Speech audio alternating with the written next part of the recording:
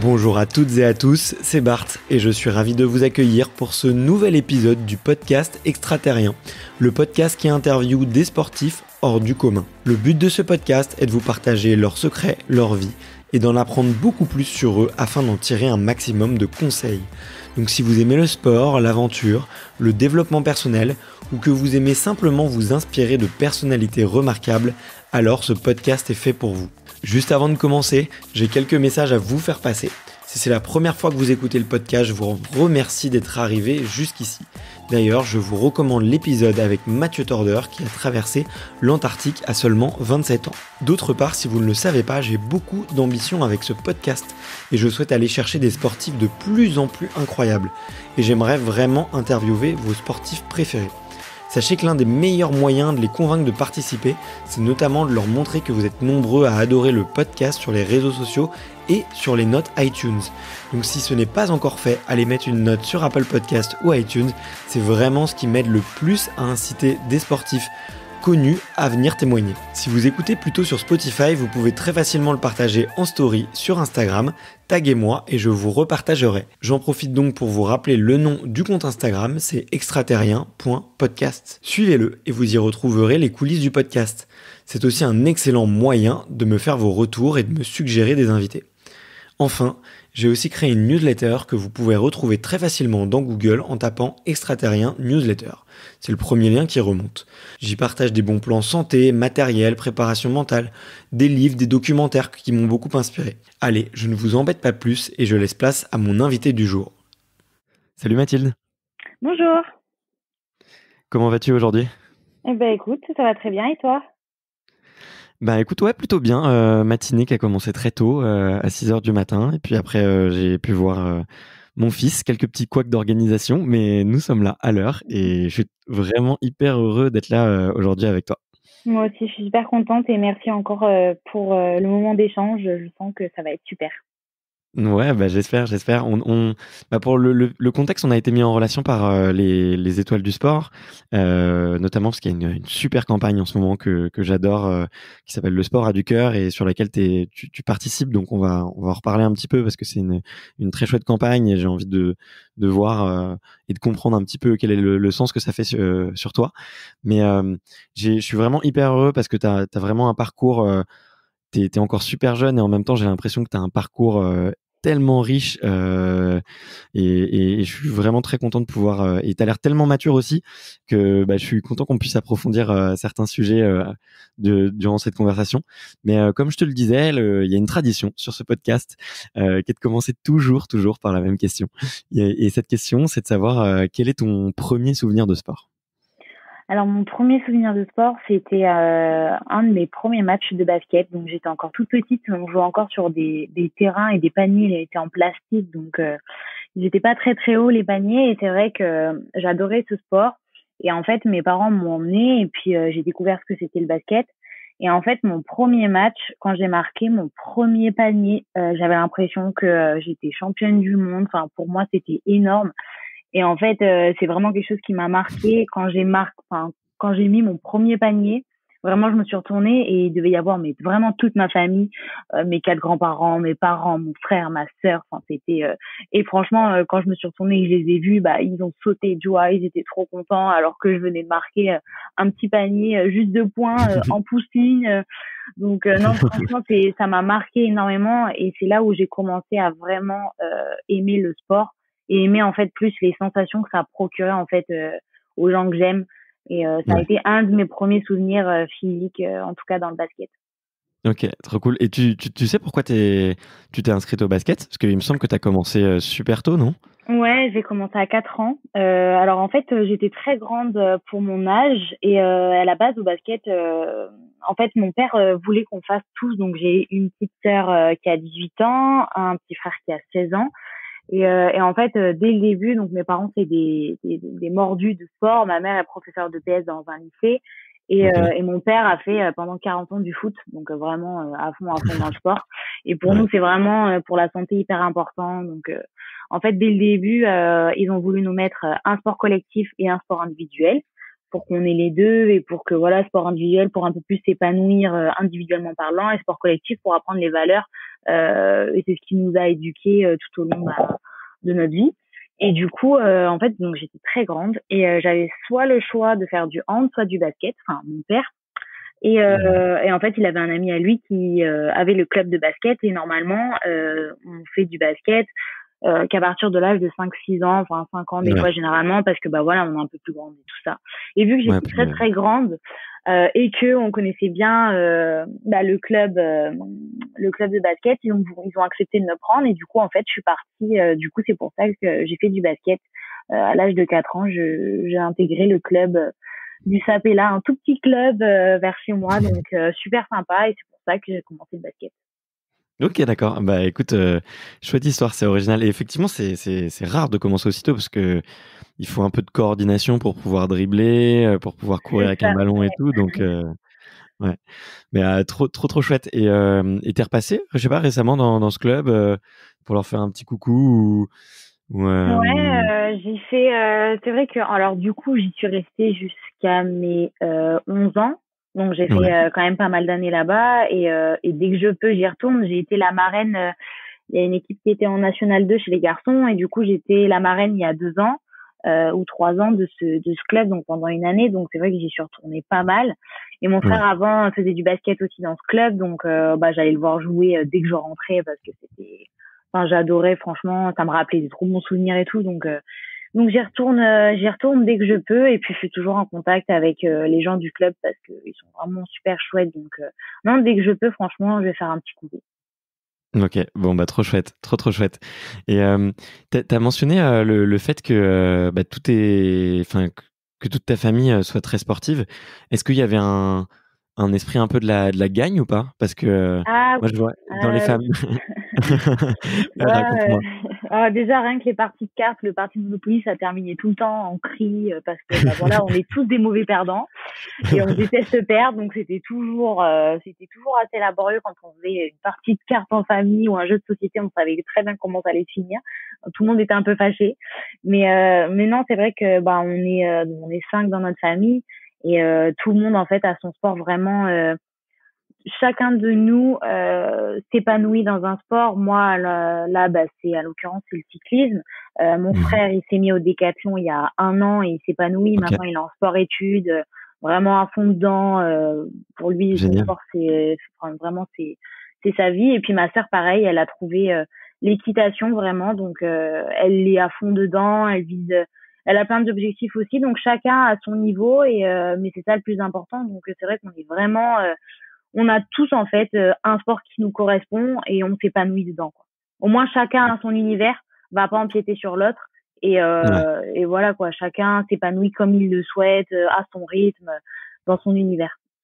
ouais, mais c'est trop chouette que vous ayez tous, un peu un sport de prédilection différent. Est-ce que ça vient peut-être de ta maman qui a éveillé un peu qui a fait un peu un éveil sportif sur différents sports?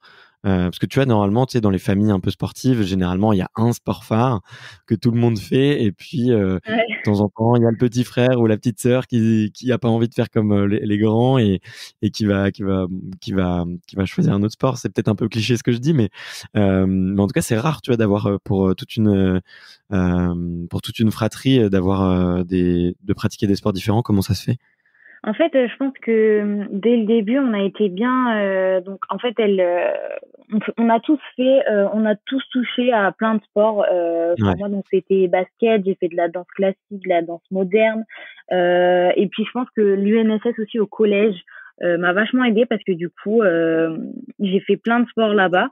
Et c'est vrai que j'ai trop aimé le judo, le rugby, le hand. J'étais à fond. Franchement, on était très sportifs et je pense que on avait besoin aussi de se défouler. Par exemple, mon petit frère, vraiment, à un moment donné, il faisait 3 sports différents, tennis, judo, basket. Ah ouais. Et en fait, c'était vraiment histoire qu'on touche à tout. Ma sœur, c'est pareil, elle a fait de la danse. Donc, c'est vrai qu'on était vraiment, je pense, au collège. Le collège nous a bien aidés aussi. Parce que, bah, par Ouais. exemple, ma sœur a découvert l'équitation en primaire. Vraiment, ça a été, je pense que c'est pour ça que le sport à l'école, c'est vachement important parce que ça permet de découvrir plein de sports et ça se trouve, bah, Ouais. de découvrir un sport que l'on adore. Donc vraiment, en plus le fait que ma mère soit professeure de PS et mon père qui a fait 40 ans du foot, bon lui, il voulait clairement pas que son fils fasse du foot parce que bon, il disait que, enfin voilà, c'était un peu, il avait eu du mal avec la mentalité du foot à l'époque et du coup c'est vrai que bon tout de suite dès le début il a mis judo, basket, tennis, enfin il a jamais fait de foot mon frère. Donc c'était juste le but que en fait on se défoule, on se dépense parce que fallait pas rester dans la maison derrière un écran ou quoi. Donc c'était vraiment tout de suite en fait on n'avait jamais le temps de se reposer ou de penser à regarder la télé ou quoi parce que on avait basket, on avait ci, on avait ça. Ouais. Donc je pense pour eux c'était important aussi et puis voilà, fallait qu'on moi j'étais grande, costaud donc il fallait que je me dépense quoi. Et, euh, et c'est vrai que non, franchement, au fur et à mesure des années, après, on a les études, on a aussi nos envies, nos goûts et tout Ouais. ça. Donc c'est vrai qu'après, ça se restreint. Et là, on a vraiment trouvé chacun notre sport et c'est ça le plus important. Ok, ok, ok. Et, ouais, j'avais deux questions. La première, c'est de savoir si tu avais eu ta maman comme prof de sport ou vous étiez pas peut-être pas dans le même collège ou la même école. Non, ma mère était enfin elle est professeure de PS dans un lycée professionnel, mais en fait le collège où j'étais était collé à son lycée, donc D'accord. c'était la je la voyais tout le temps à mes conseils de classe parce que vu que j'étais la déléguée et ma mère c'était la déléguée des parents, donc à chaque fois je pouvais pas Ok. mentir, je pouvais pas dire quoi que ce soit parce qu'elle savait tout sur nos bulletins, sur nos notes, elle était copine avec les profs, donc c'est vrai que bon là c'était un peu plus compliqué. Mais j'ai jamais eu comme prof Ok. mais en tout cas elle était très présente quand même. Ouais. Mais du coup, si tu étais délégué de classe, c'est que tu étais un peu élève modèle ou plutôt plutôt à l'inverse, je sais pas ouais, En est-ce fait, que j'ai été déléguée toutes mes années de collège et lycée parce que OK. j'aimais bien. En fait, déjà, j'étais capitaine de mon équipe pour moi de basket, donc je pense que c'était un peu la continuité du truc. J'aimais bien être déléguée pour pouvoir aider tout le monde parce que bon, il y en a qui ont un peu plus de mal à l'école, il y en a qui c'est juste l'école les intéresse pas, mais enfin ils ont un bon fond, et puis il y en a qui sont un peu maladroits, donc c'était juste. En fait, j'étais pas l'élève modèle dans le sens, enfin oui, j'étais tout le temps celle qui voulait lire les textes, j'étais tout le temps en premier rang, tout ça parce que j'adorais l'école et que je voulais avoir de très bonnes notes et que c'était une compétition aussi pour moi, fallait que je sois la meilleure, donc j'étais à fond Ouais. vraiment, j'étais à fond dans l'école, mais j'étais pas la fille qui allait capter ouais, lui a triché ou lui m'a demandé les réponses ou des trucs comme ça. J'étais bien vue de tout le monde et vu que je faisais pas de distinction entre les différents niveaux ou quoi que ce soit, je m'entendais bien avec tout le monde et puis moi je faisais mon petit chemin. Voilà, j'étais à fond dans ma compète, machin, première de la classe et tout. Mais en même temps, voilà, j'étais bien vue, donc franchement, c'était des bonnes années. Ouais, trop chouette. Bah écoute, merci pour ces petites anecdotes De rien. hyper précises. Moi, j'adore ça parce que ça me replonge un peu aussi bon, sur moi quand j'étais un peu plus jeune, mais trop chouette de savoir ça sur toi. Et du coup, ouais, toujours capitaine, toujours délégué, et ça c'est quand même, enfin c'est un trait de personnalité marqué quoi. Enfin, au niveau du leadership et tout, c'est hyper poussé quoi. Je sais pas si c'est un truc que tu travailles encore ou que tu essayes de cultiver maintenant, tu vois, un peu ce leadership, cette envie d'être capitaine, cette envie d'être la leader, la leaduse de l'équipe. C'est honnêtement, je l'ai jamais travaillé, c'était assez naturel quand j'étais plus jeune et quand j'étais en basket.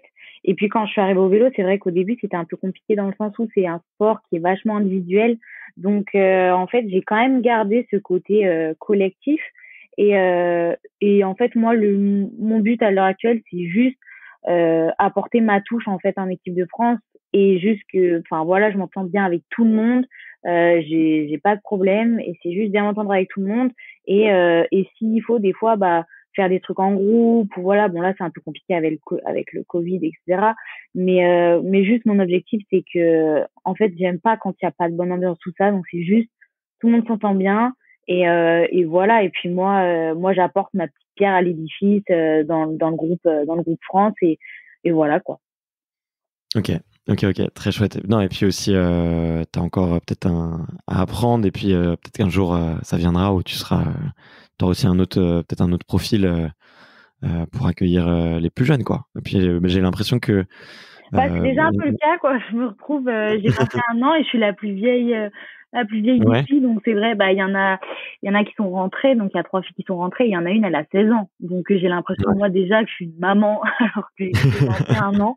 Mais ça me dérange pas au final et je me dis bah tant mieux qu'il y ait des filles qui rentrent et j'espère qu'il y en aura d'autres encore.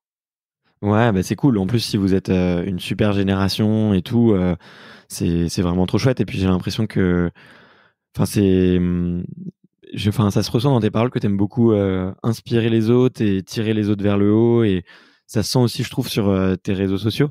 Donc, tu vois, on sent que t'as envie de motiver les filles sur, je sais pas, peut-être d'ailleurs les filles comme les garçons, mais on sent qu'il y a un côté où t'as envie de montrer un peu l'exemple. Donc ça te va très bien, je trouve. Merci, bah c'est vrai, je me dis en fait on est tous là sur cette terre et tout ça et moi mon but c'est que au final bah faire le plus de que je serve à quelque chose en fait. Et je me dis, j'ai de la chance d'avoir une certaine notoriété, bon minime hein, comparé à d'autres athlètes, mais d'avoir un peu de notoriété sur les réseaux et tout ça. Et je me dis, enfin voilà, c'est normal de montrer l'exemple, mais de montrer aussi ma vraie personnalité. Franchement, sur Ouais, les réseaux, bah voilà, c'est sans filtre. Les gens même le diront. Enfin, je suis à fond avec mon chien. Enfin, c'est vraiment des trucs. Je montre vraiment ma vraie vie, quoi. ouais, Et je me dis si ça peut aider des jeunes filles comme des jeunes hommes je sais pas, à continuer leurs études, à faire du sport juste que ce soit même pas forcément de haut niveau, mais juste du sport parce que en fait c'est surtout ça à la base, le sport c'est hyper cool, ça apporte tellement de trucs et si je parle pas du sport de haut niveau, je parle même du sport en général. Donc je me dis il y a tellement de gamins qui sont privés malheureusement et je me dis bah, c'est pour ça qu'il faut quand même pousser les collèges et les lycées, les écoles primaires à faire plus de sport, à tenter plus de ouais, trucs. Je sais que c'est pas forcément évident des fois, mais je me dis franchement le sport ça apporte tellement de trucs et c'est grâce à ça, c'est grâce au sport que j'en suis là à l'heure actuelle. ouais, ouais, Donc c'est clair. voilà, servir à quelque chose en fait et à pousser des gens à dépasser leurs limites. Ouais, ouais, c'est clair.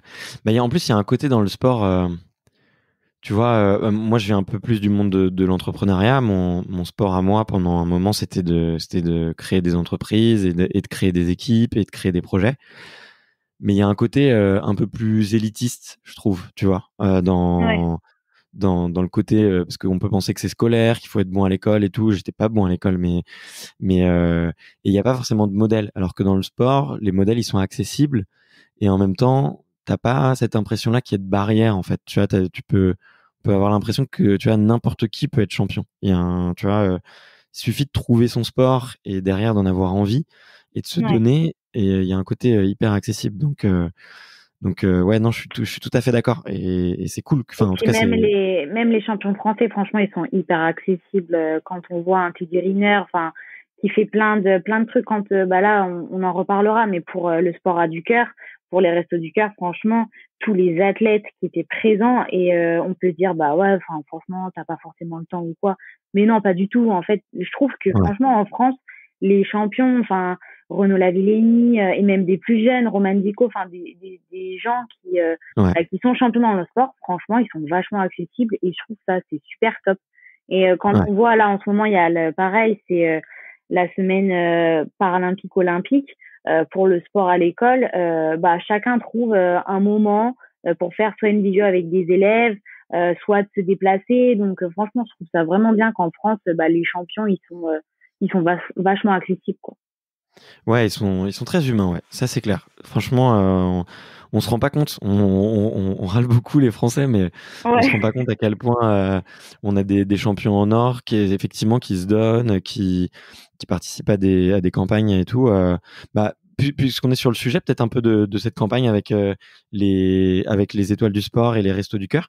Tu peux nous dire un petit peu, toi, avec tes mots, je sais pas comment est-ce qu'on t'a contacté, qu'est-ce que tu as pu y faire et quel était un peu le sens de cette campagne pour toi?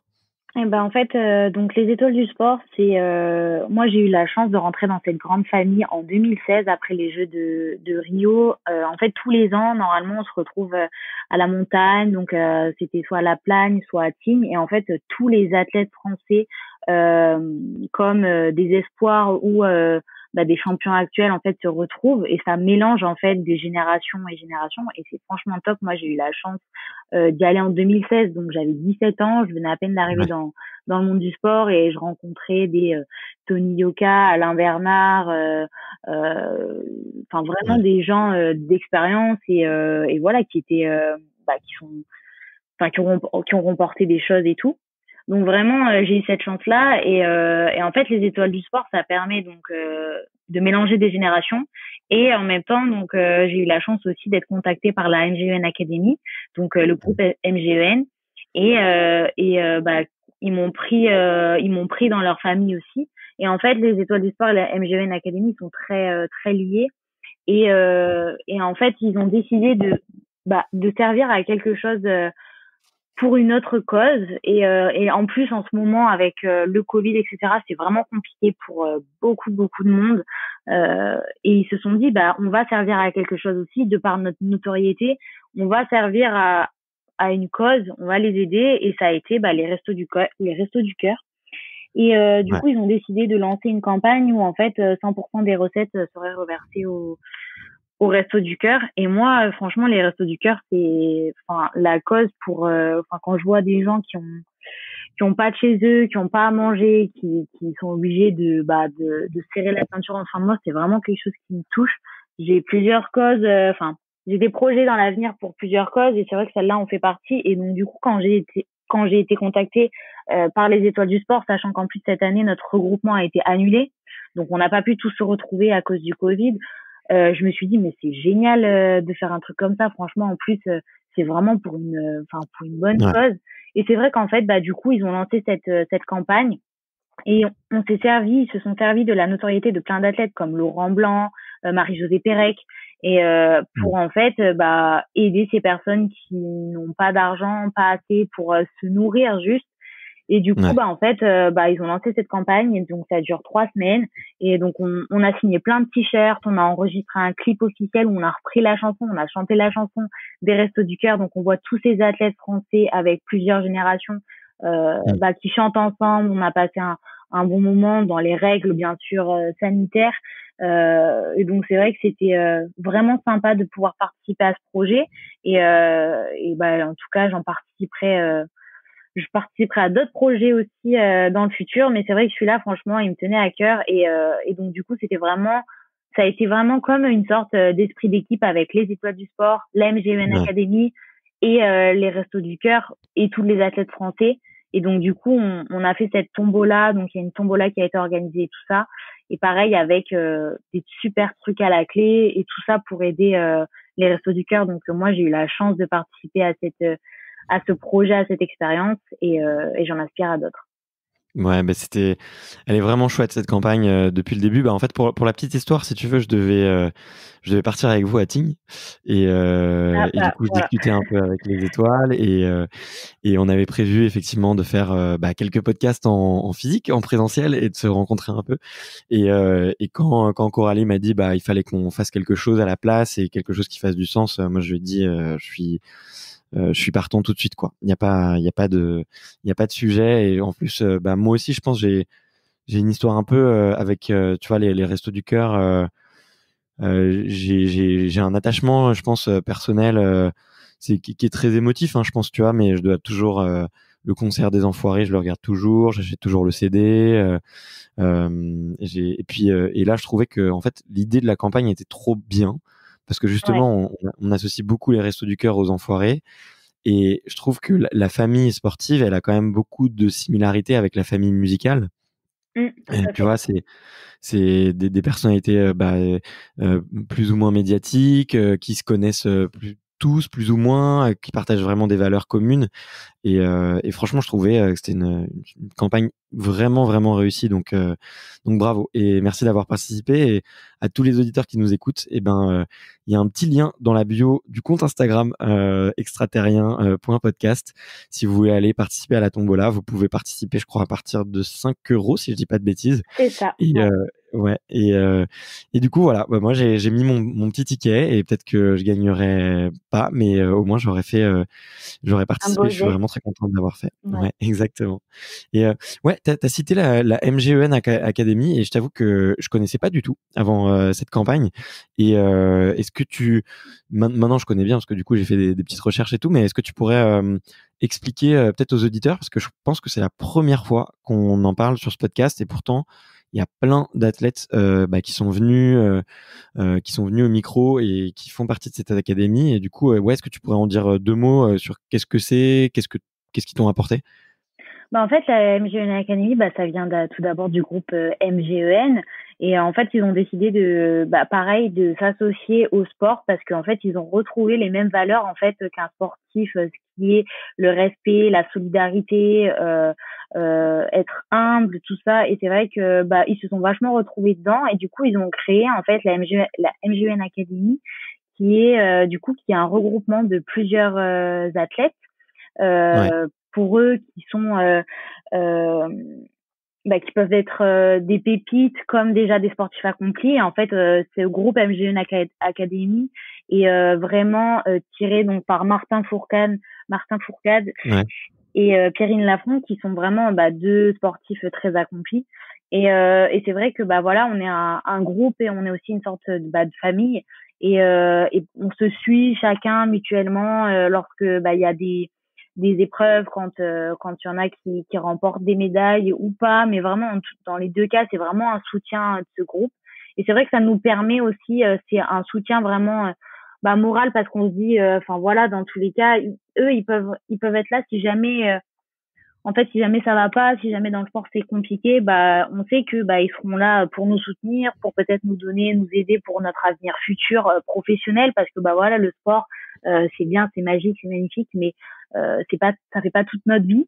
Donc il faut penser peut-être à la reconversion après tout ça. Donc c'est vrai qu'on est vachement soutenu par eux.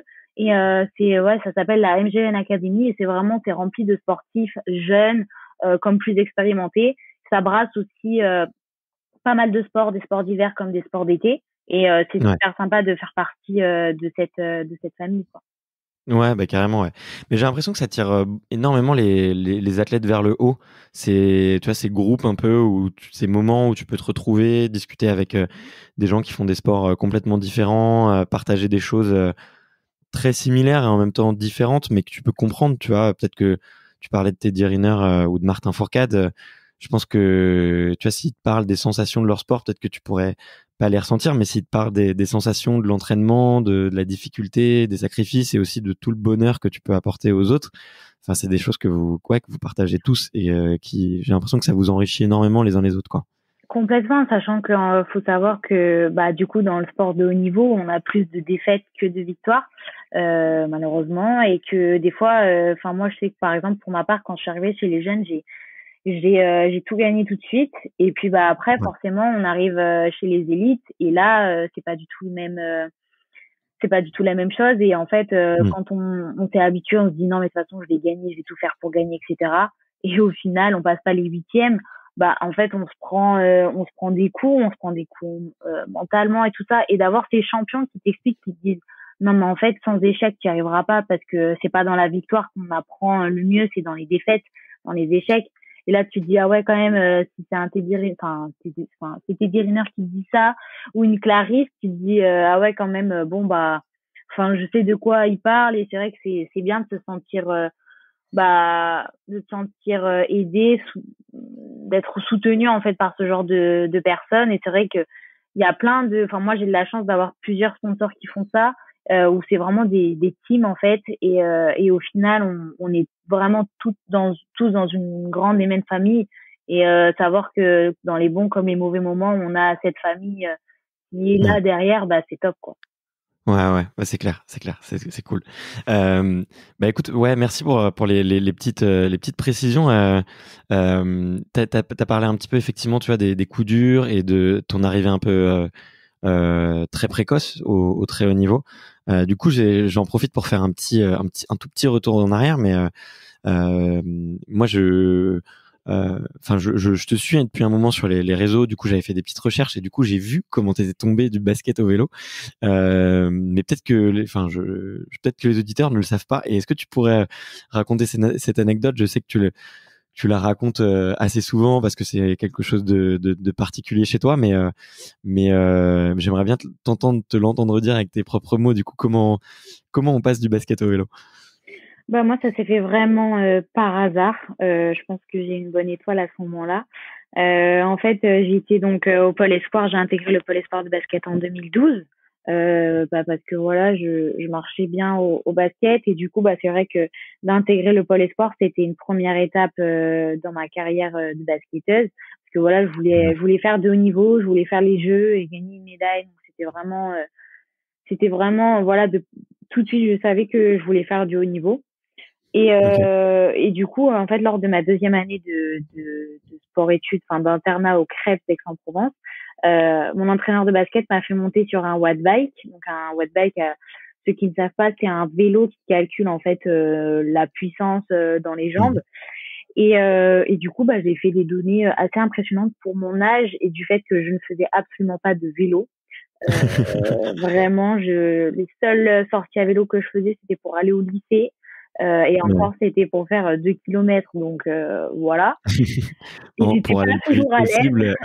J'étais pas toujours à l'aise sur mon vélo. Donc, si Ouais. mes deux copines basketteuses m'entendent à ce moment-là, je pense qu'elles doivent rigoler. Elles doivent rigoler chez elles. Mais ouais, il m'arrivait toujours des catastrophes. Enfin, bon, c'était assez, Tu peux voilà nous en quoi. raconter une?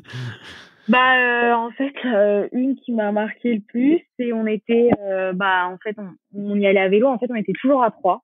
Et donc c'était parce qu'on avait sauté une classe, du coup on allait au lycée à vélo, on était en décalé avec le reste du groupe. Et en fait un jour, je sais pas, enfin c'est pas de ma faute, hein, mais bah on était sur le bord de la route et on roulait sur la piste cyclable et je sais pas pourquoi il y avait à un moment donné des voitures qui étaient garées et il y a donc mes copines étaient devant et moi j'étais derrière, je fermais la marche et en Ouais. fait, à un moment donné, j'ai disparu et elles arrivent au lycée, elles me voient pas, elles comprennent pas et tout ça. Et j'arrive 10 minutes après, elles me disent bah Mathilde, t'étais où tout ça. Je dis bah les filles, j'étais en train de rouler tranquillement, il y a quelqu'un qui a ouvert la portière de la voiture. Merde. Et bah du coup, je me suis pris la portière et bah je suis tombée machin et bah c'était une dame et tout ça, elle m'avait pas vue dans le rétro et tout ça et du coup bah le temps que je ramasse tous mes cahiers parce que bien sûr tout était tombé, mon sac s'était déchiré, enfin bref. Du coup, bah, je suis arrivée en cours, égratignée sur les genoux, les mains, machin. Et puis 3 mois après, je fais le test sur Wattbike et puis elle me dit non mais c'est pas sérieux, genre toi Mathilde faire du vélo. Je dis bah ouais, écoute apparemment je suis douée, enfin j'ai de la puissance dans les jambes. Je sais pas trop ce que ça va donner quoi. Et puis j'ai essayé la piste et puis bon bah c'était pas comme la route ou un peu le VTT donc du coup j'ai dit ok bon ça me va, ça a l'air un peu moins risqué, je me prendrais pas des portières de voiture, quoi. Donc, voilà. Ok. Bon bah, j'espère que, ouais, comment dire, que cette petite anecdote t'a pas laissé des souvenirs trop durs, mais en tout cas, c'est Non, assez franchement, marrant c'était marrant. Ouais. C'était marrant, Ok. surtout, c'est vraiment de savoir, enfin, quand du coup, j'ai basculé sur la piste, parce que du coup, après les tests sur Wattbike, ça a un peu parlé, Ouais. en fait, entre entraîneurs, machin, et c'est remonté, jusqu'aux oreilles de la Fédération française du cyclisme, plus Ouais. précisément jusqu'à l'entraîneur, du pôle olympique à Saint-Quentin à l'époque. Et du coup, et bah 2 mois après, mes parents ont reçu un coup de fil et tout ça de l'entraîneur olympique. Et ça, que moi, je n'avais même pas parlé à mes parents parce que pour moi, c'était juste irréalisable en fait. Et enfin, c'était pas possible quoi. Donc c'est vrai que mes parents sont restés un peu choqués au début, ils croyaient pas. Et en fait, deux Ah ouais. mois après, je suis montée sur Paris avec eux. Et j'ai Ok. découvert ce que c'était la piste. J'ai refait des tests parce que du coup, pour vérifier que c'était pas des bobards et tout ça, des fois bouche à oreille, ça enjolive un peu les choses. Donc Ouais. du coup, j'ai refait des tests, j'ai confirmé. Et puis bah après le stage d'avril, ils m'ont dit bon bah on aimerait que tu intègres l'INSEP en septembre. Ok. On te laisserait terminer ta saison de basket. Donc parce que j'avais un tournoi important avec mon équipe en juin et du coup en juin j'ai terminé ma saison. J'ai pris de grandes vacances, bah du coup toutes les vacances tranquilles. J'ai fait un petit peu de vélo pour découvrir ce que c'était, mais et encore pas tant que ça. Vraiment, j'ai profité de ces dernières vacances, très très longues vacances, et puis après, bah, c'est parti. Ouais, OK. OK, OK. Bah, écoute, trop chouette histoire, quoi. Et du coup, tu te retrouves à faire ta première compétition, quasiment dans la foulée?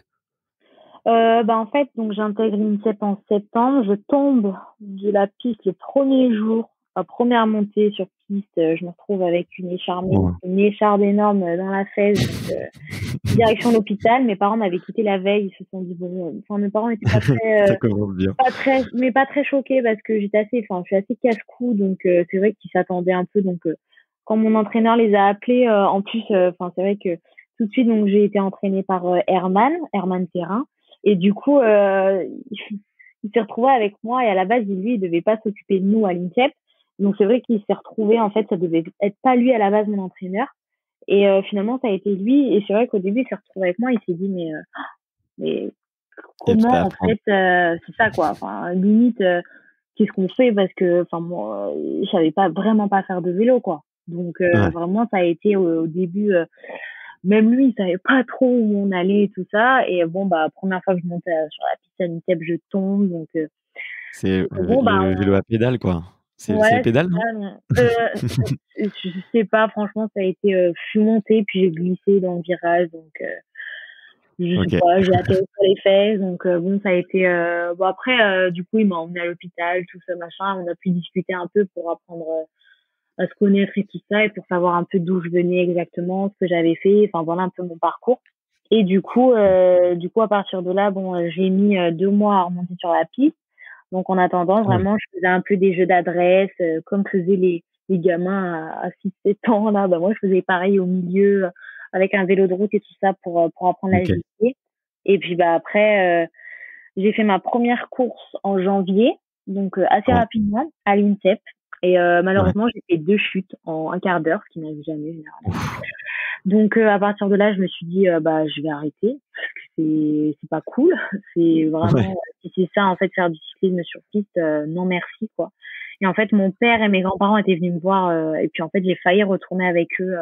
Le lendemain, ils prenaient le train et puis au dernier moment, j'ai failli monter dans le train pour rentrer chez moi et retourner à mon parquet, à mes ballons de basket. Et je me Ouais. suis dit: «Non, mais laisse-toi un an, franchement, t'as pas fait tous ces sacrifices pour rien, enfin, tu peux pas, sinon ce serait trop beau, quoi. Si tout de suite, Ouais. tu arriverais à monter tout ça, c'est pas possible, quoi». Donc du coup, je me dis: «Laisse-toi un an, je termine l'année, je vois si je progresse, si je suis douée à ça et puis si c'est pas le cas, bah, voilà, au moins j'aurais essayé, pas de regrets et puis je serais rentrée chez moi et voilà, j'aurais Ouais. continué le basket dans un petit club». Donc voilà un peu comment je suis arrivée. Et puis après cette chute, bah, j'ai repris le vélo en mars, avril, Ouais. parce que bah émotionnellement parlant, j'avais peur, j'avais un peu du Ah ouais? mal à monter sur la piste. Ouais, bah du coup, quand vous enchaînez 3 chutes en Ouais. tout en 4 mois, je me dis ouais, en fait, ça surprend, ça fait peur. Et puis surtout que moi, c'était pas un C'est sport impressionnant, ouais. de vitesse. Enfin voilà, le basket, bon bah au pire, on tombe par terre et puis c'est tout. Enfin, il n'y a pas vraiment de vitesse ni de ces sensations-là. Et du coup, bah en fait, je me suis laissée jusqu'au championnat de France. Au championnat de France en juillet, ça s'est très très bien passé. Et là, je me suis dit bon bah ok, on part là-dessus quoi. OK. Ah, c'est dingue cette histoire, hein. Tu sais, je sais pas si tu t'imagines si t'avais, tu vois, à prendre ce train, tu vois, ça peut jouer à rien, tu vois, si t'avais, je sais pas, moins bien dormi la nuit et que tu te dises: «Bon, bah, OK, c'est bon, je rentre», tu un peu triste et là, tu te Ouais. dis, «Non, non, mais je continue, je m'accroche» et quand on voit, derrière la trajectoire que tu as et enfin, c'est absolument dingue, quoi. C'est un peu le destin. Mais même avant ça, quand on y repense, en fait, faut savoir qu'au Crest, on reste 2 ans et après on part. Ouais, En fait, le Crest, c'est juste 2 ans. Et moi, j'étais dans ma deuxième année quand ça s'est passé. Je me dis, mais ça se trouve, je serais arrivée un an avant ou un an après. En fait, les watt bikes sont arrivés pile poil ma deuxième année pour les ouais, BMX et les escrimeurs. Avant, il n'y avait pas de watt bike. Et je me dis, ça se OK, trouve, les watt bikes seraient arrivés un an après, je serais jamais montée dessus, j'aurais jamais fait de cyclisme, ou mon entraîneur de basket à l'époque m'aurait pas gardé pour la deuxième année, ouais, donc il aurait très bien pu se dire, bah non, tu rentres chez toi, c'est fini, j'aurais pas vu de watt bike. En fait, il y a plein de trucs comme ça et des fois quand j'y repense, je me dis mais vraiment, mais en fait tout à chaque fois, à chaque étape, c'était un fil quoi. C'était Ouais. une voix sur des millions et je me dis mais ouais, c'est ouf quoi, c'est ouf. Bah, c'est trop beau. Enfin, franchement, je trouve que Merci. ça rend l'histoire trop belle parce que tu vois, c'est effectivement le cyclisme sur piste, c'est un sport un peu plus confidentiel, peut-être un peu moins médiatique et tout, mais bah, moi j'adore. Ma mère a fait énormément de vélo étant jeune, bon plutôt sur route, mais du coup, tu vois, au jeu, on est toujours, tu vois, on a toujours suivi bah, la grande équipe des Bleus qui a eu, tu vois, et à chaque fois on était devant notre télé pour les grandes finales et mais tu vois, il en reste pas moins que tu vois, c'est un, il y a peu de gens qui peuvent arriver dans ce sport, tu vois, c'est un peu, il y a le côté un peu vélo, un peu élitiste aussi, peut-être qu'il faut avoir le matériel et puis, enfin, je trouve que c'est trop beau. Enfin, en tout cas, cette histoire mêlée de chance et de chute. Ouais. Bon, sans les chutes, ça aurait été mieux, Moi, je pense mais en que tout cas, ça fait ça forge après et je pense que ces chutes aussi étaient importantes pour ma construction. Et voilà, quand j'étais plus jeune, quoi. ouais, ouais, ouais. Et, euh, et ouais, du coup, après ces premiers championnats de France, c'est à ce moment-là que tu te dis, ok, là, c'est mon sport, je Ouais, peux aller tout à très, très, fait. très loin dedans. T'as un Je espèce de déclic, tu vois, il se passe un truc, t'as une conversation avec quelqu'un, t'as une sensation particulière qui fait que à ce moment-là, t'y crois de plus en plus. En fait, dès le 200 mètres, je bats le record de France, qui était Ah ouais, détenu depuis très longtemps par Sandy Claire, donc peut-être pendant 10 ans par elle. Et ouais. sachant que moi, ça faisait depuis mars-avril que vraiment je refaisais du vélo, donc c'était pas beaucoup. Ça faisait du coup 2-3 mois vraiment qu'on avait pu s'entraîner pour les championnats de France. Donc je bats le record de France et après je deviens championne de France cadette de la vitesse. Et puis je fais le 500 mètres surclassé chez les juniors, donc j'étais dans la catégorie au-dessus parce qu'il n'y avait pas de 500 pour les cadettes. Et puis je Mmh. gagne aussi le 500 mètres donc avec les juniors. En fait, et puis donc là, au niveau des émotions, enfin il y avait toute ma famille. Enfin moi j'ai un assez gros fan club, j'ai de la chance et c'est hyper important pour moi qu'il soit là. Et franchement dès le début, donc c'était à hier les championnats de France. Enfin, le cadre était magnifique, les émotions étaient top et puis mon entraîneur était très présent. Enfin il l'est toujours et il était vachement attentif à mes émotions, à mon ressenti et tout ça. Et c'est vrai que c'était vraiment tout était top. Et puis j'ai rencontré Grégory Boger. On s'était déjà vu un peu. J'étais allée voir les championnats de France en 2014 en octobre à Saint-Quentin, donc pour voir un peu ce que c'était vraiment. Mmh. Et ça m'avait marqué. Je l'avais rencontré, j'avais pris une photo avec lui parce que mes parents étaient fans et puis bon moi je commençais à découvrir ce sport et je savais que c'était une figure importante du Ouais. sprint français et en fait il était là et il m'a dit bon et franchement ça m'a marqué parce qu'il m'a dit bon ok t'as du talent et tout ça t'as du potentiel mais maintenant faut bosser quoi et Mmh. si tu veux aller très loin parce que t'en as les capacités mais si tu veux aller très loin là va falloir faire le petit plus et faire plus que les autres quoi. Et là, Ouais. je me suis dit, ok, bon, ce mec, franchement, c'est un voilà, très grand champion. S'il te dit ça, Mathilde, c'est pas pour tes beaux yeux ou parce que, enfin voilà, pour te mettre en confiance, sachant qu'il est franc et honnête. Et là, je me suis dit, ok. Et puis après, il est allé voir mes parents, il a discuté avec eux et tout ça. Et tout le monde s'est super bien entendu avec lui vraiment. Et il a donné des conseils à mes parents, tout ça. Donc franchement, c'était. Là, je me suis dit, bon, allez, c'est parti. L'année prochaine, ça sera niveau européen. Donc on verra et il faut que je bosse quoi. Et tout de suite à partir de là, ça a enclenché. OK, trop cool.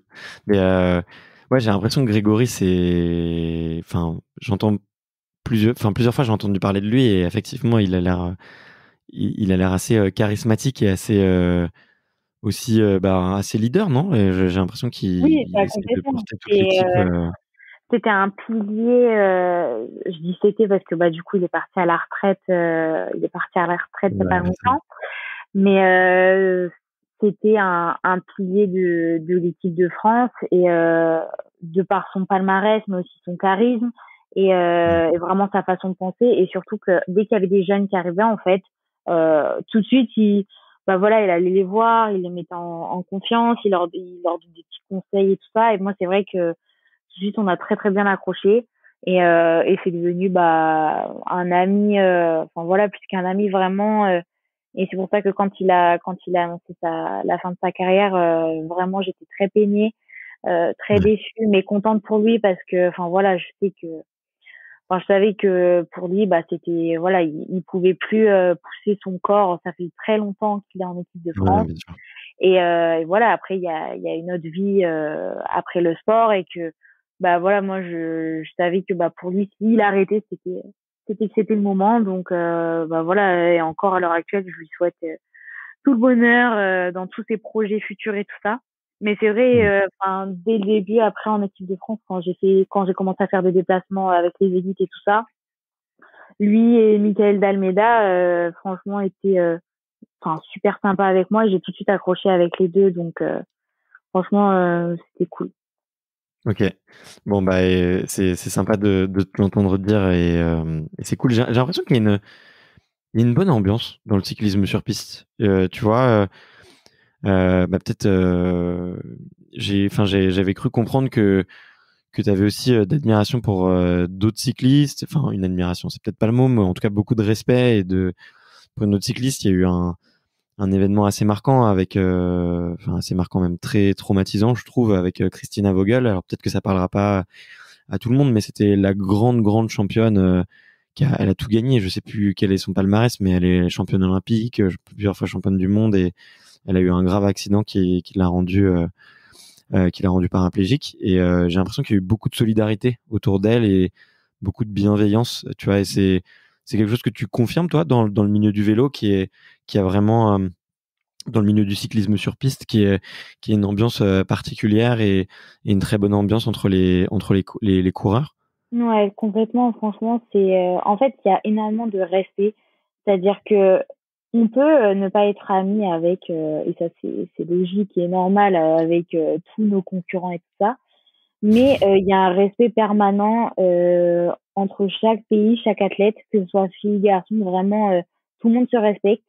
Euh, Ouais, et tout le monde s'entraide aussi. Enfin, moi, je sais que j'ai vraiment de très très bonnes amies des étrangères, et qui sont bah, souvent mes concurrentes parfois. Mais bah, voilà, sur la piste, c'est à la vie, à la mort, et c'est bah voilà, je vais tout faire pour se battre.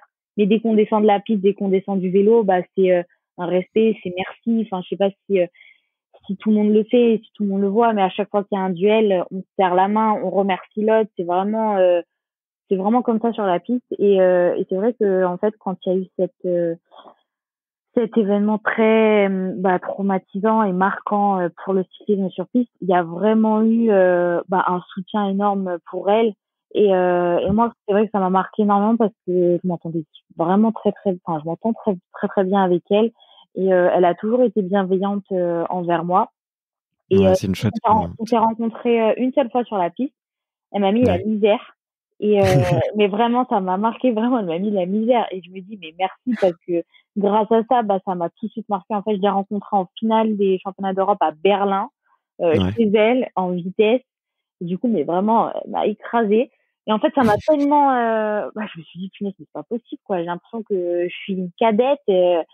Et en fait, ça m'a tellement, du coup, bah là, à partir de là, ça m'a poussé et tout ça. Et à la fin, je suis descendue, on a discuté, et vraiment, enfin voilà, ça restera une immense championne. Elle a été, je sais pas moi, 10 fois championne du monde. Enfin, elle Ouais, écrasait c'est tout. En fait, incroyable. vraiment, elle survolait.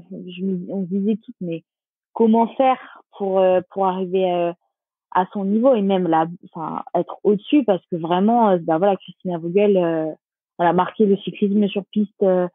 Bah, de son nom, de son empreinte. Et c'est vrai que quand c'est arrivé ce grave accident, vraiment, on était vraiment tous et toutes chamboulés. Et on a tout Ouais. fait pour la soutenir comme on pouvait, pour l'aider. Et dès qu'il y a des compétitions, bah, elle est là, on essaye de se voir. Moi, je lui envoie des petits trucs, elle m'envoie des petits trucs. Et vraiment, c'est une femme extraordinaire. Mais vraiment, au-delà de l'athlète, c'est une femme Ouais. extraordinaire. Et la force qu'elle a, de voir vraiment, j'invite à tous ceux qui nous écoutent d'aller voir vraiment son histoire, parce que vraiment, même à l'heure actuelle, punaise, elle est méga forte, quoi. Ouais, ouais, Franchement, je c'est suis une d'accord. inspiration pour les hommes, les femmes, les jeunes, les vieux, tout le monde, quoi. Vraiment, c'est pour tout le monde, quoi. Ouais, ouais, c'est sûr et ben, mais c'est tu vois, je m'étais pas mal intéressé justement après son accident à son histoire, à son parcours et aussi de voir comment elle réagissait et bon, il y a toujours effectivement la partie peut-être un peu médiatique et la partie de façade, mais même dans ces moments-là, enfin, il y avait Ouais, elle mais disait: «Ouais, même c'est ouais, c'est dû». ça. Même en Mais intimité, enfin, même nous, oui, c'est sûr que, bah, pendant longtemps, elle est restée inactive des réseaux parce que je pense qu'elle a dû accepter, ouais, sa nouvelle vie et c'est totalement normal. Mais voilà, ouais, après, 1 an, elle est revenue et elle a dit: «Bon, bah, voilà, il m'est arrivé ça, c'est comme ça, mais bon, je suis en vie, maintenant j'ai du temps pour» c'est vrai qu'on fait beaucoup de sacrifices, dans notre vie. Enfin, nous, on les perçoit pas comme des sacrifices, mais c'est vrai qu'on voilà, ouais, on donne notre vie à notre sport. Et ouais, elle a dit, bah maintenant, j'ai du temps, donc je vais profiter de ma famille, profiter de mes amis, profiter de vivre. Et c'est sûr que, bah oui, devant les médias, bah voilà, toujours souriante, mais même derrière, en fait, toujours souriante, toujours à t'encourager, à te motiver, alors que, enfin, elle a rien à gagner, en fait. Enfin, moi, quand voilà, elle m'encourage et elle me dit, je crois en toi et je sais que tu peux faire de grandes choses. Alors qu'on n'est même pas dans la même, enfin, on n'est même pas de la même nation, on n'est même pas tout ça. Enfin, ouais, franchement, c'est des trucs qui touchent et qui marquent, quoi. ouais.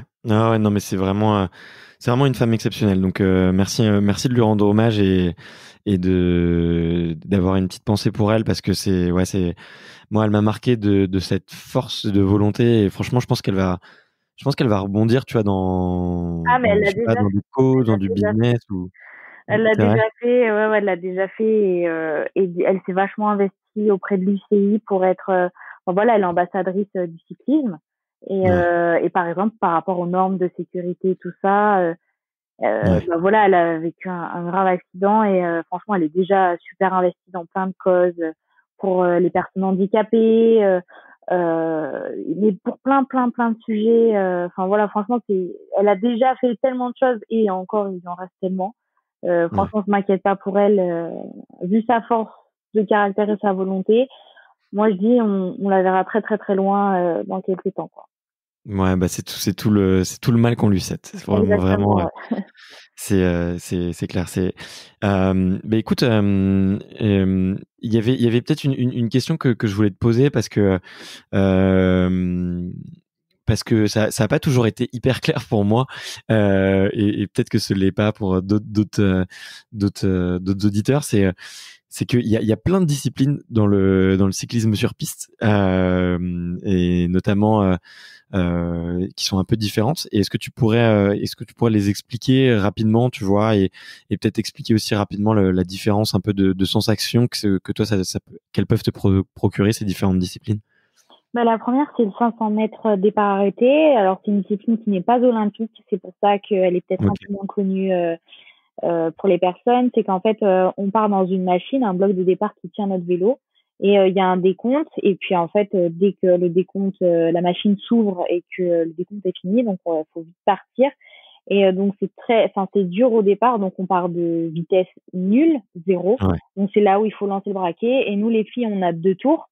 Et pour les hommes, ça s'appelle le kilomètre. Donc, ils ont 4 tours. Vu que la piste fait 250 mètres, nous, les filles, on fait 500 mètres et les hommes font 1 kilomètre. Donc, Et c'est en course. C'est en un contre un, quoi. c'est ça. C'est vraiment, en fait, là, on se bat contre nous-mêmes, quoi. Faut faire le meilleur chrono, faut faire la meilleure performance. Et à la fin, il y a un classement qui est établi. Et voilà, le meilleur temps à gagner. Donc, c'est vraiment un peu une lutte contre soi-même. Ok. Et donc, c'est pas olympique, c'est des disciplines. Puis on a le sprint. Alors le sprint, c'est pour commencer le tournoi, on est à peu près entre 20 et 30 participants, deux fois 35, donc ça dépend. On va faire un 200 mètres lancé.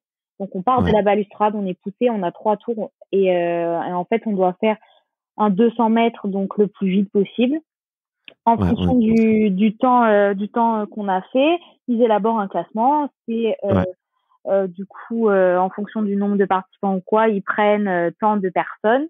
Donc des fois les 20 premières, les 22 premières, les 24 premières.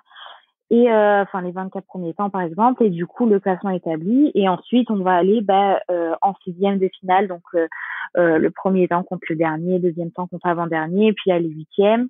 Ok. Les 16e et les huitièmes, c'est en one shot. En fait, on part sur la ligne, on tire au sort en fait le numéro 1 ou 2 avant de monter sur la Mhm. ligne. Donc imaginons, moi je tire le 1, je me mets en position la plus proche du bas de la piste sur la piste. L'autre est à côté de moi, et là on a 3 tours. Et là ça va Ouais, être au début on va se regarder, savoir un c'est peu un ce duel. que veut faire l'autre. Ouais, voilà, c'est vraiment un duel, 3 tours, et la première qui passe la ligne a gagné. Et donc Ok. là il y a les 16e, les 8e. Les quarts de finale sont en 2 manches, donc avec possibilité d'avoir une belle, parce que si on gagne la première manche et si l'autre gagne la deuxième, il y a une belle. Bien Les sûr. demi-finales et les finales. Donc à la fin, Ok. c'est vraiment un tournoi sur une journée ou des fois sur 2 jours. Ça dépend. Et du coup, enfin voilà, donc on part d'un temps au début réalisé par le 200 mètres, ce qui nous définit après le tournoi. Donc Ok. c'est Mais important attends, de faire un temps de 100, quoi. ça doit être hyper intense, quoi. Si tu te retrouves à faire quart de finale, demi et finale en 3 manches, Ouais, c'est ça. Donc ouais, ça te fait ouais, 9 c'est long. courses à faire.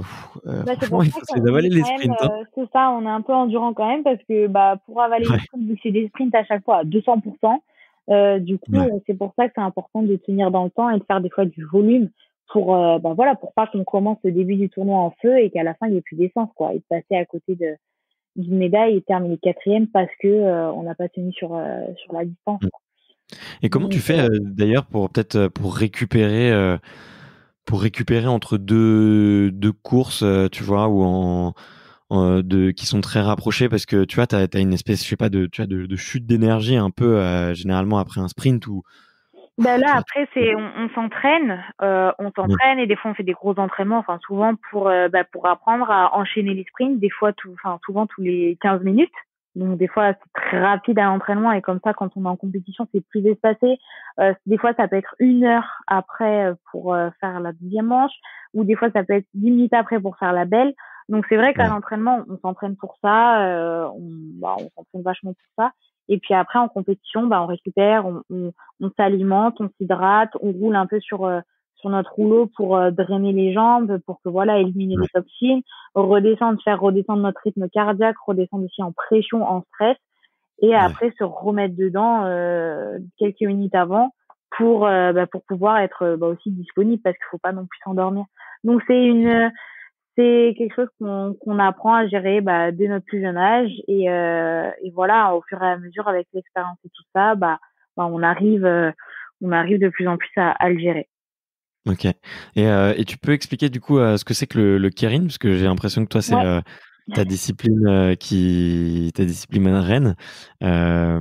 C'est hyper impressionnant, hein. Franchement, quand je regarde tes courses, je me dis waouh, ça part dans tous les sens et tout, c'est hyper impressionnant. Ouais, en fait, le keirin, donc c'est une discipline qui a été inventée au Japon, et elle est rentrée aux Jeux Olympiques il y a pas si longtemps que ça, parce que du coup, en fait, c'est 6 personnes, on est 6, pareil, on tire au sort avant de monter en piste. On tire les numéros, on se positionne en fonction du numéro qu'on a choisi sur la ligne de départ. Et là, il y a une moto en fait qui va passer, on va aller chercher la moto, et du coup, pendant 3 tours, la moto va nous lancer, donc on va être à la queue leu leu, on doit respecter bien correctement les numéros qu'on a choisis. Ouais, Et là, du coup, en fait, la moto nous lance, donc elle va nous lâcher à 50 km/h à peu près.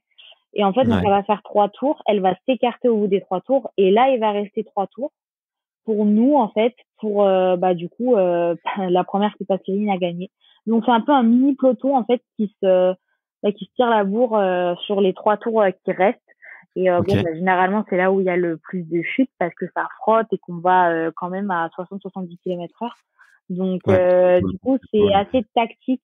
Il y a un petit côté avec de la chance, mais vraiment faut prendre plein de paramètres en compte.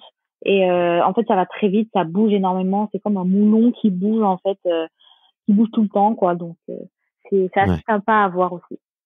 Et du coup, attends, pour bien comprendre, vous tirez au sort avant la course quel va être l'ordre que vous devez suivre derrière la moto, C'est ça. et vous devez respecter cet ordre-là, et Et au On moment reste où la moto lâche, là, tout carte blanche c'est pour, ça, terminer la c'est ça. première, quoi. En fait, on n'a pas le droit de changer d'ordre tant que en fait, si imaginons moi au dernier moment je veux passer devant, imaginons j'ai tiré le 6, et ben je dois attendre que la moto descende de la piste et à partir de là, je peux un peu anticiper mais j'ai pas le droit de passer devant la moto ou même à OK, côté quoi. C'est vraiment dès que la moto s'écarte, bah là ça y est quoi, chacun fait ce qu'il veut, chacun met sa stratégie en place.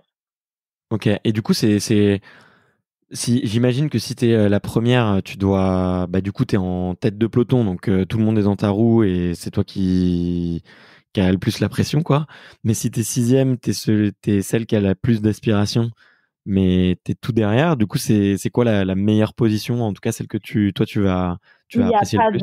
Il y a pas de meilleure position honnêtement. J'ai fait toutes les positions et toutes elles ont leurs défauts comme leurs qualités et Ouais, ça va vraiment dépendre de la forme du moment, de savoir qui est avec nous, si c'est des filles qui lancent de loin, si c'est plutôt des filles qui te regardent, qui t'attendent parce que bah ils savent que bah je vais lancer de loin donc du coup c'est que des filles qui sont en attente de mon ouais, action ou alors c'est des filles bah justement qui lancent de loin aussi donc en fait c'est il faut prendre des décisions hyper rapidement et ouais. bon bah des fois c'est la bonne et des fois c'est la mauvaise mais c'est C'est très vraiment il y a tactique, pas quoi. de ouais il y a pas de bonne ou mauvaise position en fait donc c'est OK, OK, vraiment OK. savoir gérer en fait tout le temps faire son action soi c'est plus ça en fait pas subir et faire son action et c'est ça qui est des fois très compliqué en fait.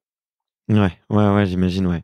Et tu te renseignes un peu sur le profil des coureuses? Enfin, j'imagine qu'avec le temps, vous connaissez toutes plus ou moins, dans le style et tout, mais tu te renseignes un peu, par exemple, tu vois, je sais pas, avant une course, tu vas tomber face à 5 autres, cyclistes, tu vois? Et te dire: «OK, bah, là, il y en a 2 qui partent très tôt, il y en a une, Ah mais oui, ça c'est obligatoire parce que du coup on sait que elle attend et elle part tôt. On sait que elle s'est bien faufilée donc elle peut prendre toutes les roues possibles et que du coup elle sait très bien courir.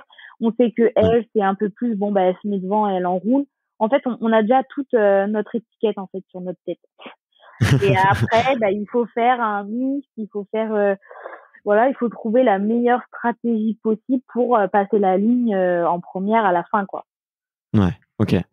OK, OK et sachant que ça dépend en plus de l'ordre, avec lequel, vous êtes, mises, au départ, quoi. Donc C'est ça, c'est c'est ça. ça devient très En fait, complexe. on peut pas en fait dire juste avant la course, bon bah je vais faire ça et puis voilà quoi. En fait, Ouais, si on part là-dessus, enfin j'ai déjà fait, ça mène à rien quoi. Ça mène à la défaite parce que ça bouge tout le temps et en fait il faut savoir être très réactif et s'adapter. En fait, c'est l'adaptation perpétuelle.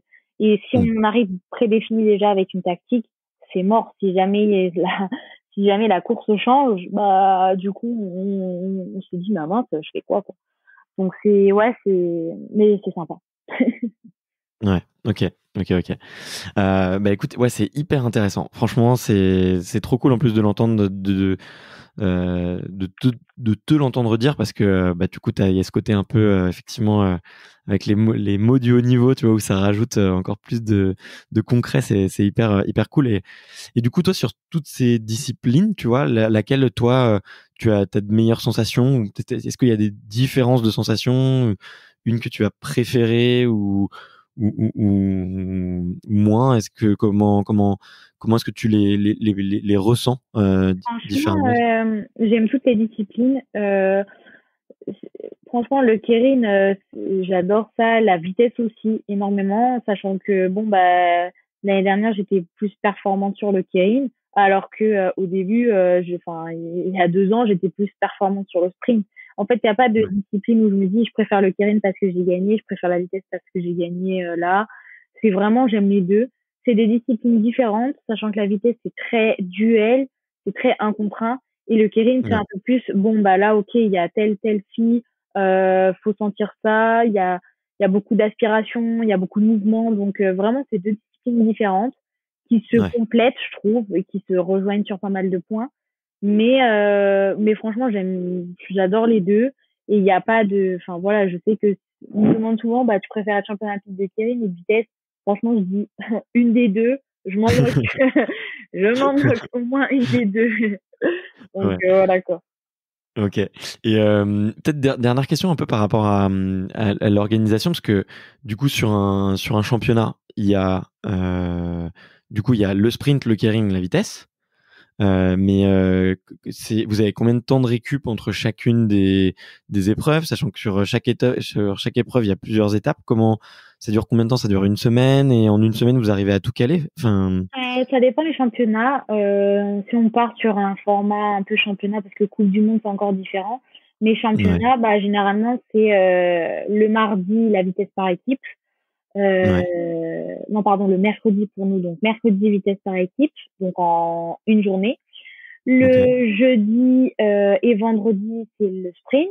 Donc, ok, jeudi, commence le 200 mètres.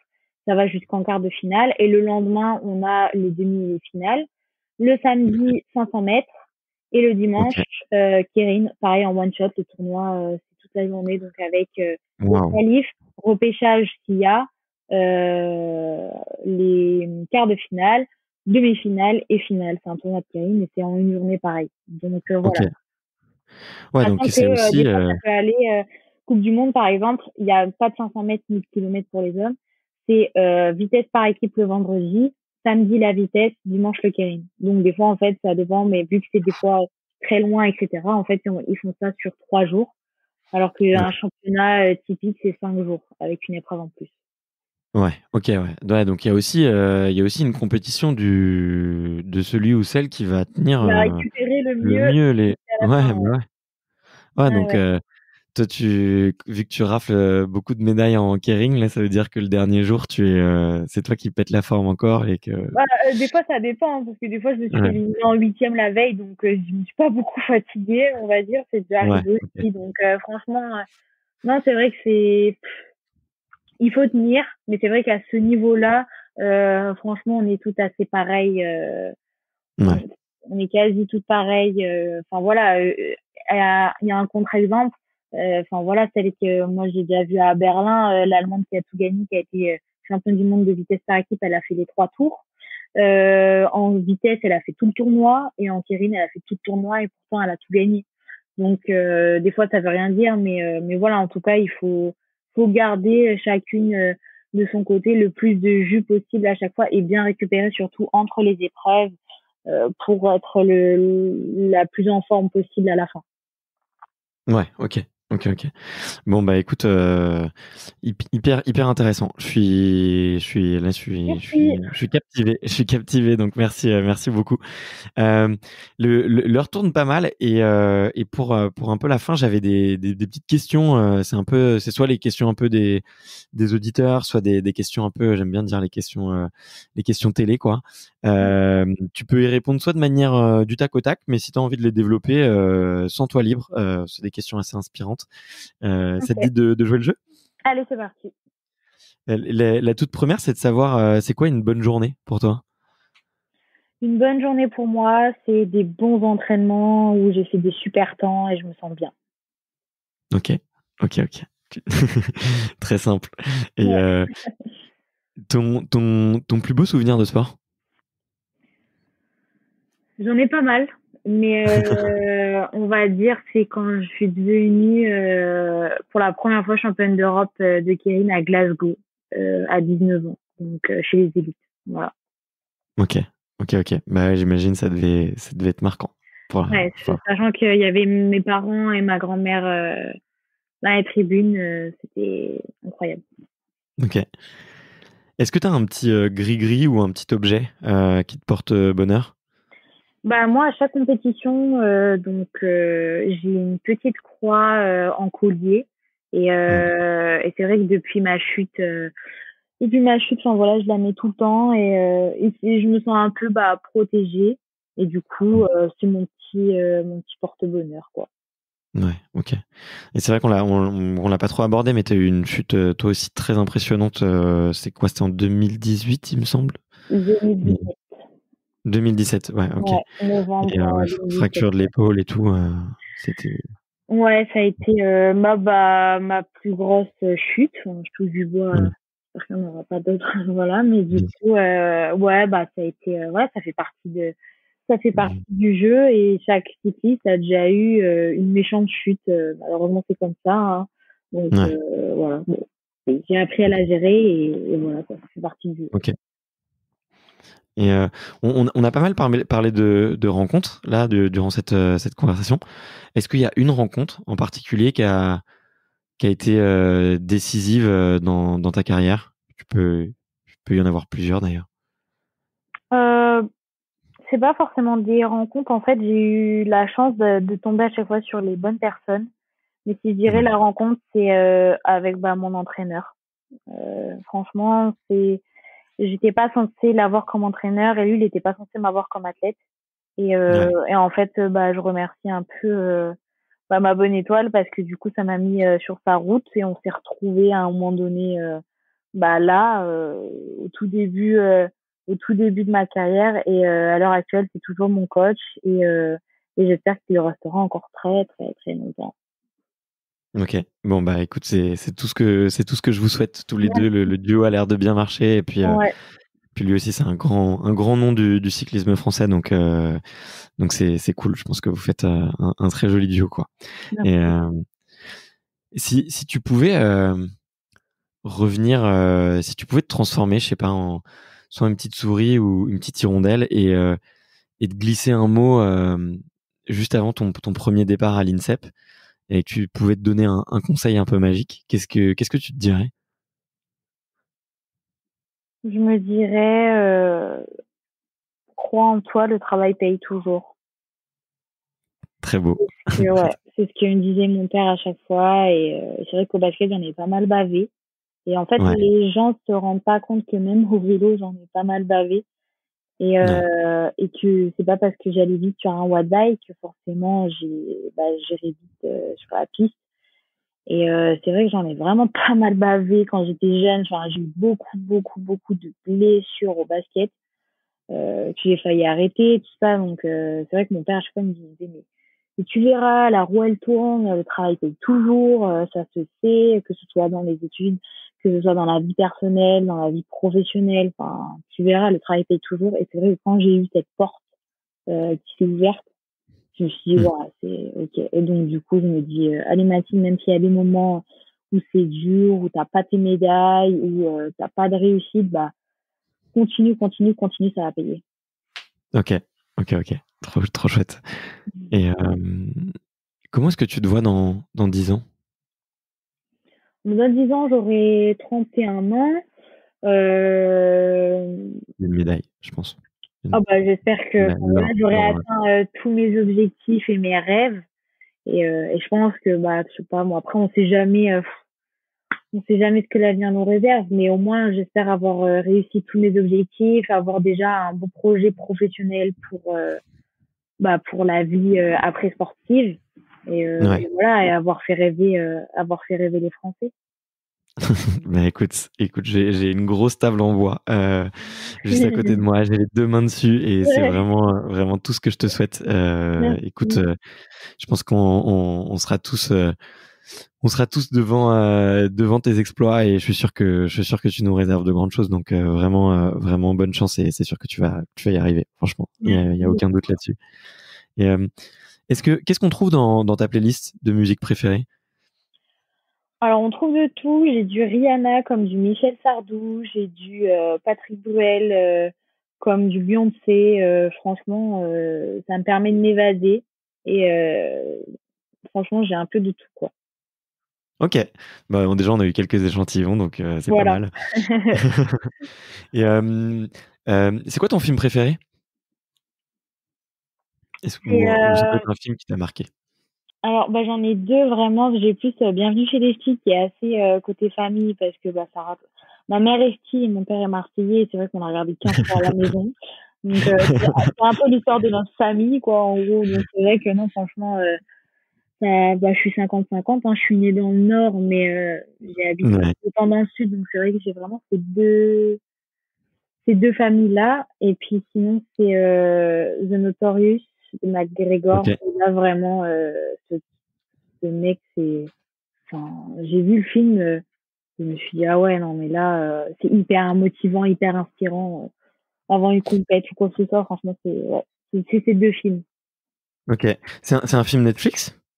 Ouais, c'est un film Netflix qui Ok. est sorti il y a pas si longtemps que ça. Et j'ai Ok. découvert et franchement, ouais, ça m'a marqué. Eh ben, écoute, je me le note pour moi parce que Ah, franchement, les ouais, il est vraiment bien, vraiment bien. OK. Ouais, oui.